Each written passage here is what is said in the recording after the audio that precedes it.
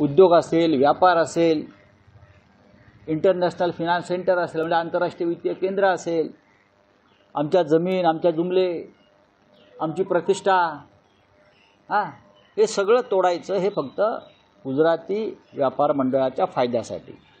त्यांनी शिवसेनाही त्यासाठीच तोडली, त्यांनी राष्ट्रवादी काँग्रेसही त्यासाठीच तोडली की गुजराती व्यापार मंडळाचा फायदा व्हावा म्हणून अहमदाबादच्या.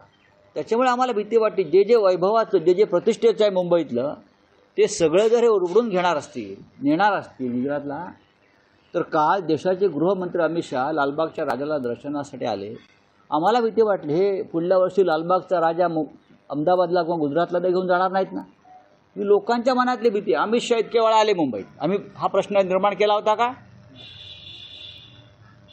गेल्या वर्षी आले होते, त्याच्या आधी आले होते, त्याच्या आधी आले होते, पण आम्ही हा प्रश्न निर्माण केला होता का? पण आता हे भय वाढलेलं आहे. हे मुंबईतून काहीही उचलून नेऊ शकतात सत्तेच्या बळावर. त्याच्यामुळे आम्हाला लालबागच्या राजाचे आम्ही भक्त आहोत, श्रद्धा आहे, आणि त्या श्रद्धेच्या संदर्भात आमच्या मनात ज्या शंका आल्या, ही सगळी झुंड आलेली आहे. ही झुंड आमच्या लालबागच्या राजासंदर्भात काही वेगळा निर्णय घेतला, कारण लालबागचा राजा ही शान आणि प्रतिष्ठा, जगभरातून लोक येतात.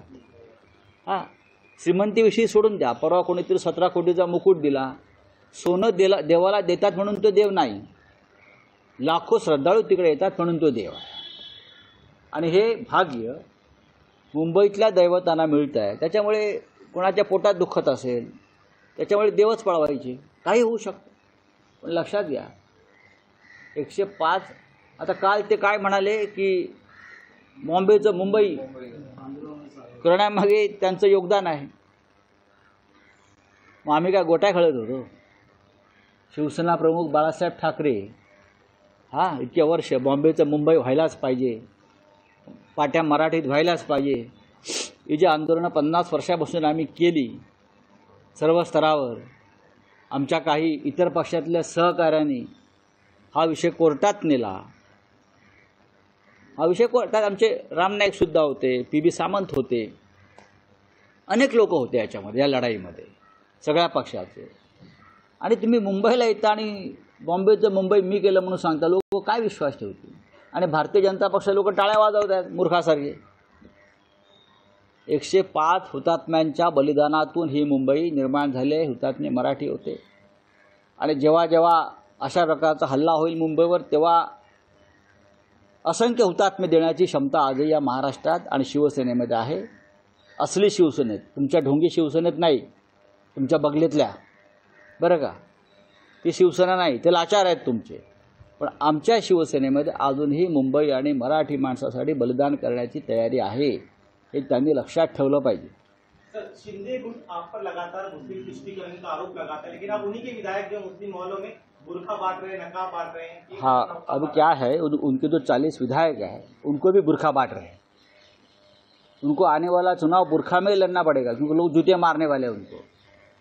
देखो, ये चुनाव जीतने के लिए कुछ भी कर सकते हैं, ढोंगी लोग हैं. हाँ, आप उनकी विधायक बुर्खा बांट रही है, और वहाँ उनके जो नेता है नरेंद्र मोदी ने बुर्खा के खिलाफ जंग छेड़ा था, मालूम है ना. उनके लोगों ने जो स्कूल कॉलेज में जो बच्चियाँ बुर्खा पहनकर जाती थी, उन पर हमले किए ना, आपको मालूम है ना. मामला हाई कोर्ट, सुप्रीम कोर्ट तक चला गया था, और आप लोग बुर्खा बांट रहे हैं. लेकिन इसका मतलब है आप ढोंगी है.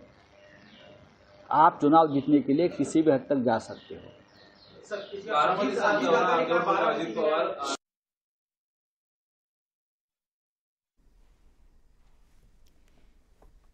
त्यामुळे संजय राऊत यांनी पुन्हा एकदा अमित शहा यांच्यावर टीका केली आहे. अमित शहा आज कालपासून मुंबईत आहेत. कालही संजय राऊत यांनी अमित शहा यांच्यावर टीका केली होती.